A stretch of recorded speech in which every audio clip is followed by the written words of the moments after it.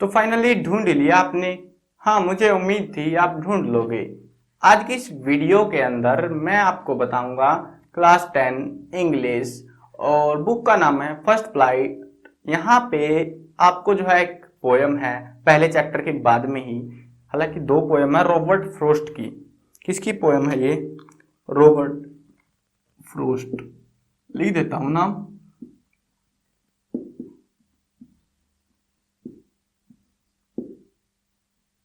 तो Robert frost की ये पोयम है, और ये मैंने पूरा पैसेज लिख दिए हैं। दो पैसेज है, एक ये वाला और एक ये वाला। इसको मैं समझाऊंगा, उसके बाद में जो है आपको इसके क्वेश्चन आंसर करवाऊंगा, और कुछ अगर इम्पोर्टेंट है इस पोयम में से तो वो भी आपको बता दूंगा। चलो शुरू करते हैं। मैं हूं अजय और आप देख रहे हैं CCL क्लास। तो चलो अभी समझते हैं कुछ चीजें। The way a crow. Crow का मतलब तो पता ही होगा, कौवा। द वे रास्ता, एक कौवे का रास्ता। सच में नहीं। द वे अ क्रो सुक डाउन, हिला दिया, ऑन मी, मेरे ऊपर। मतलब कि एक कौवे ने मेरे ऊपर कुछ हिला दिया। The dust of snow. Snow का मतलब वही, मतलब क्या बोलते हैं स्नो को? बर्फ। बर्फ बोलते हैं। ये वो वाली बर्फ नहीं होती सॉलिड वाली, ये जो पहाड़ों में गिरती है वो वाली बर्फ है। और पेड़ के ऊपर बर्फ होगी कोई, तो वो गिर गई इसके ऊपर कौवे की वजह से। फ्रॉम अ हेमलॉक ट्री, ये राइटर का सीन है पूरा, ठीक है ना। फ्रॉम अ हेमलॉक ट्री, एक हेमलॉक का पेड़ है जिसके ऊपर से एक कौवा हिला और उसने बर्फ मेरे ऊपर गिरा दी, ये बोल रहा है, ठीक है।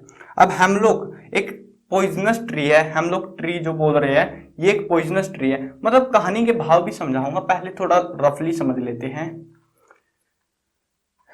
हैज गिवन माई हार्ट, मेरे दिल को, अ चेंज ऑफ मूड, मेरे दिल को, मेरे मूड को उसने बदल दिया। And saved some part of a day, यानी कि मेरे दिन का कुछ हिस्सा बचा लिया। आई हैड रूइड, जिसको मैंने बर्बाद कर दिया था। मतलब समझो यहाँ पे हेमलॉक ट्री ही क्यों लिया है, घुमा फिरा के पूरी जो पोयम है ना वो हेमलॉक ट्री के इर्द गिर्द घूम रही है, ना कि राइटर के।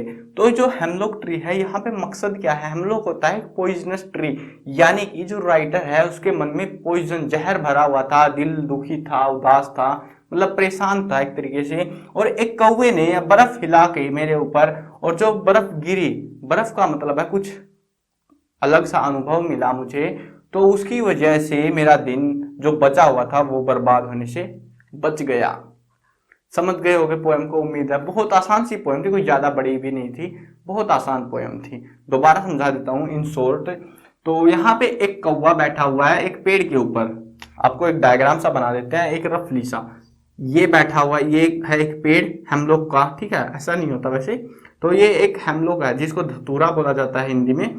तो वो है एक पॉइजनस ट्री है। और अब जो है इसके ऊपर एक कौवा बैठा हुआ है। ये अब मुझे कौवा नहीं बनाना था, ठीक है, बैठ गया बस।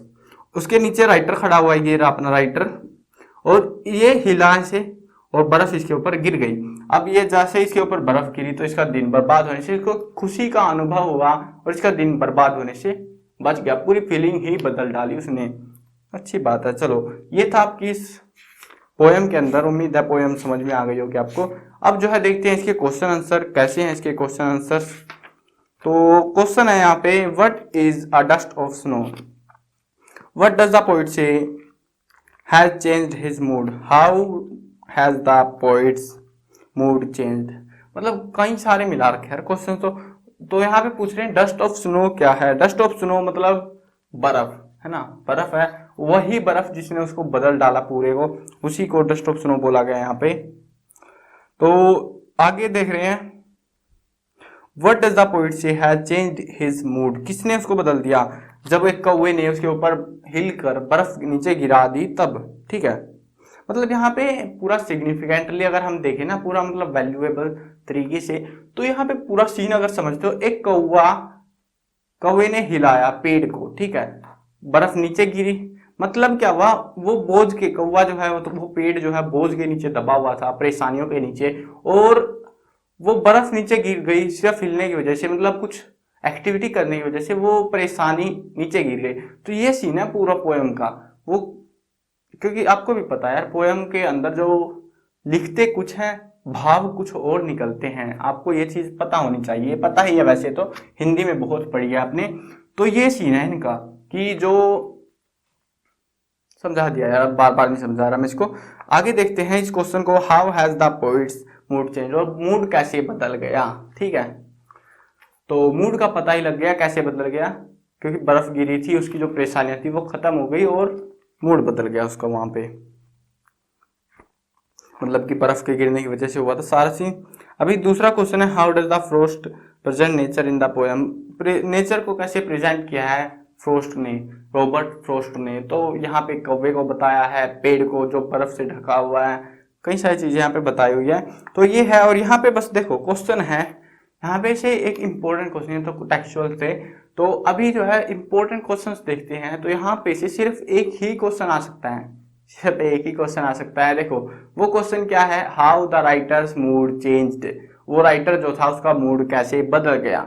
अगर एक एक नंबर में पूछे, एक नंबर में अगर, ठीक है ये 2 नंबर का क्वेश्चन है, अगर एक नंबर में आता है तो पूछ लेंगे what is dust of snow, मतलब पूरी पोएम की समरी बोलो या फिर उसका जो पोइट है उसका मूड कैसे बदल गया।